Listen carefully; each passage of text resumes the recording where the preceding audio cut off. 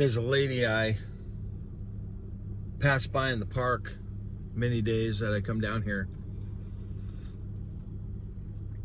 and she has 2 or 3 bags that you can carry on your shoulder or in your hand, and obviously is homeless. Keeps herself up pretty well. Doesn't look like a typical homeless person. What does that look like anyway, right? I mean, sometimes we look at somebody whose hair's messed up or they're wearing old dirty clothes, then we assume that they're homeless. But I'm not really sure what this lady's situation is. All I know is I walk by her quite a bit, and she is always at the park down by the water, out in the open with her stuff. Basically, her things are sitting under a tree in one place or another, and I see her walking away from her things and going to the restroom that they have in the middle of the park. There's a restroom there, and it's always open. There are no showers in the park, though. That would be cool if they had like a little shower, someone could just rinse off after getting in the water. That would be nice. But she doesn't have that situation, and I'm not really positive if she's homeless, but it sure to me looks as if she is. She was sitting out in the middle of the field, not unlike this area here. Finds a grassy, shady area, and usually is just sitting in the little, squaw style, with her legs crossed and her hands on her lap, kind of just zoning out. I see people like that, and I say, well, she's taking care of herself. She's seemingly clean, and she has her health, it seems like. Skin is good. I mean, I haven't seen her close up, but, and I, honestly haven't scoped her out very closely.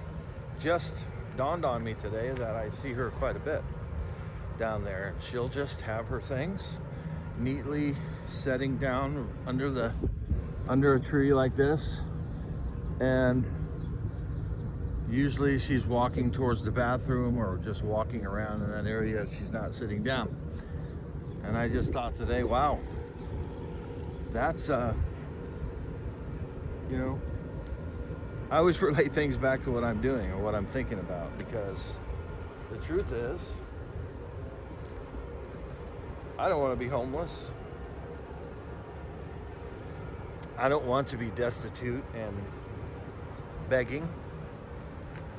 I don't feel like my life is going that direction. A lot of people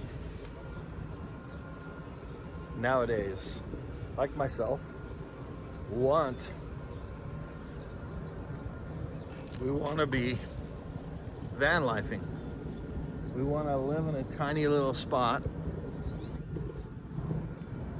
We want to have everything that we pretty much own and that we need at our fingertips in a tiny little box on wheels. And we all are hoping that we can get there sometime soon. At least the people who watch this and the people in the group on the Van Life Facebook group. And we all have that kind of a goal, right? We just want to get down the road. We want to see beautiful things.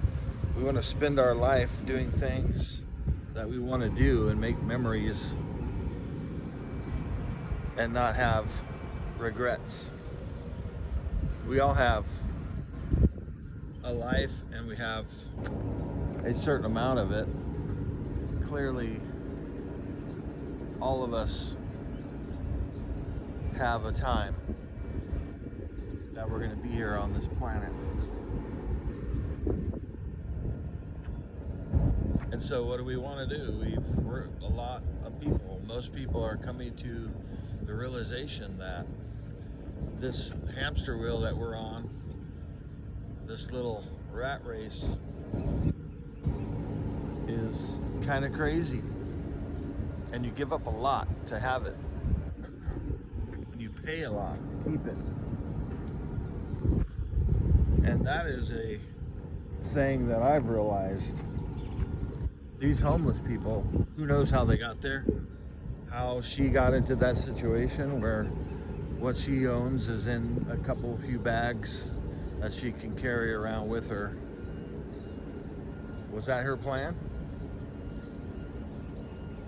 Did she wake up one day and go to work and say, I hate this, I'm out of here, and quit her job and pack a few bags and walk away and just end up in the park? Who knows where she's sleeping? But I've seen people who are obviously homeless, and I have the same situation. That's why I'm kind of assuming that she's homeless.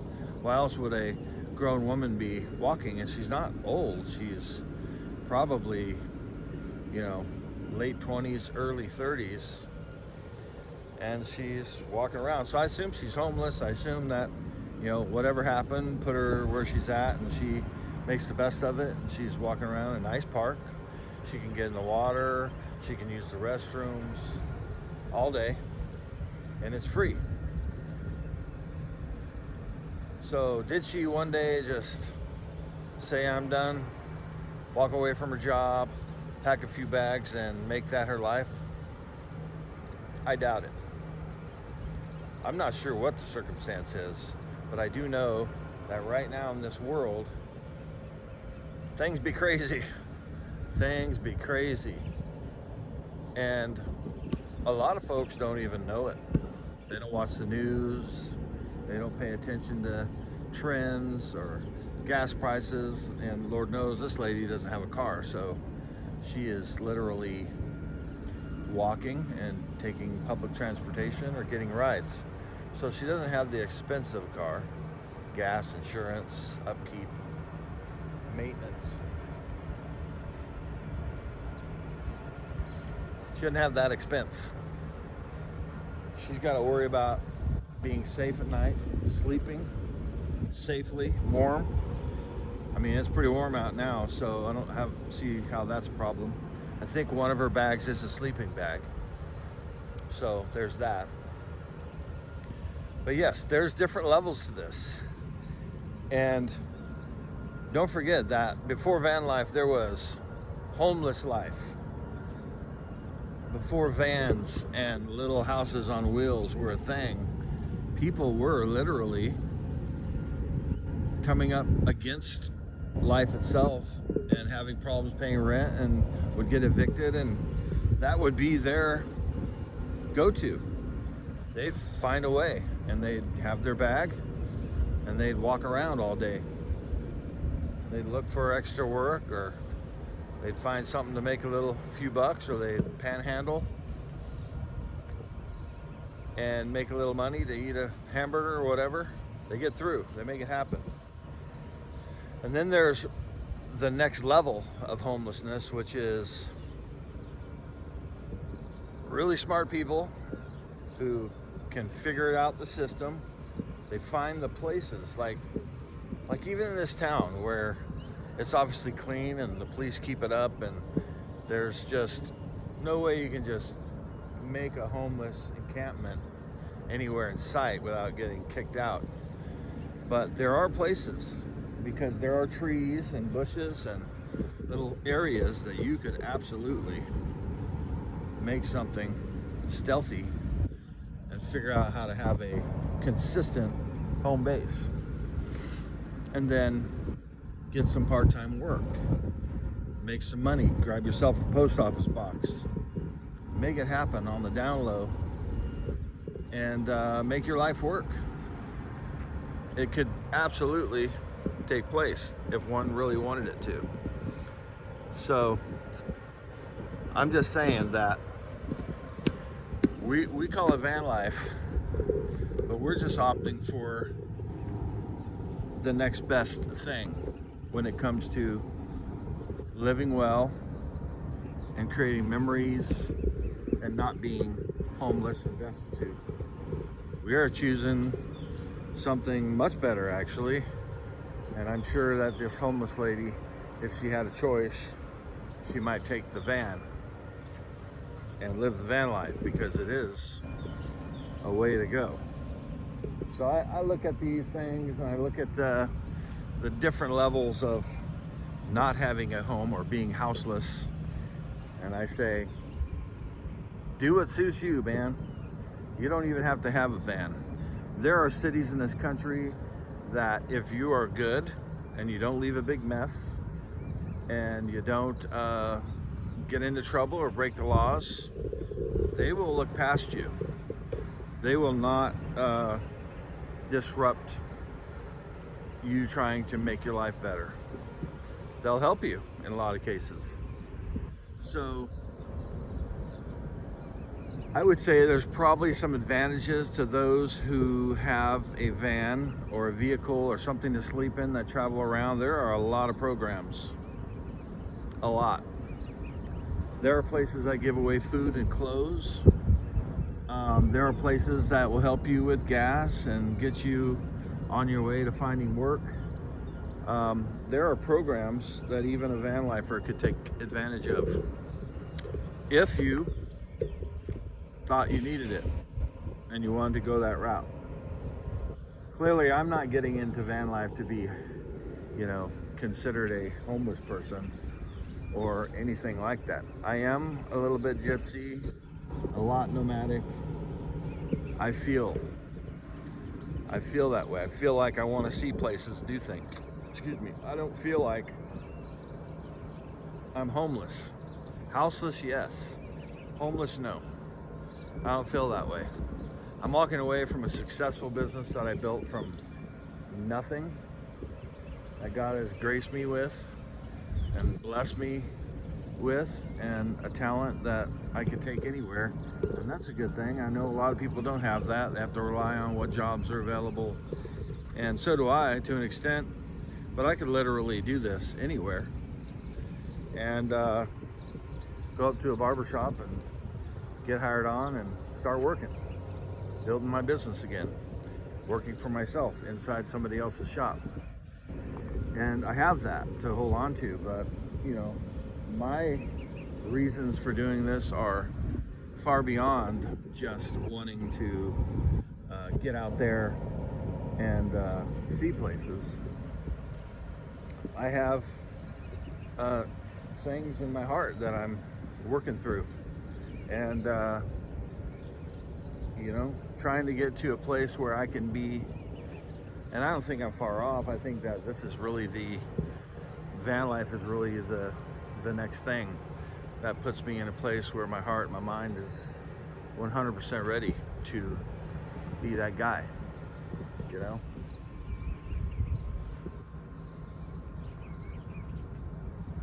I am absolutely ready to take it on, ready to be the man I'm supposed to be. I read posts inside the van life community group on Facebook, and there are people of all sorts, from all backgrounds, doing this lifestyle, all with different reasons. Not all of them, most of them don't have YouTubes. I'm entrepreneurial, so I naturally gravitate to these kind of opportunities, and I see it as a way to change my life and to do something that I always wanted to do, and hopefully gain a platform that supports it. So it's very exciting. I'm stoked to get going. I feel for those people that suffer, that have a hard time, it's so difficult to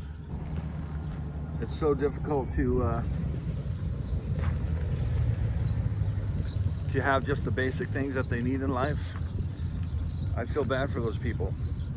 I help people all the time that I see as being less fortunate and that might need some help. And I'll always do that. I'll always be looking out for people who are in need. And that's my whole reason, I believe. I don't want to toot my own horn because I don't do things to get notoriety or attention.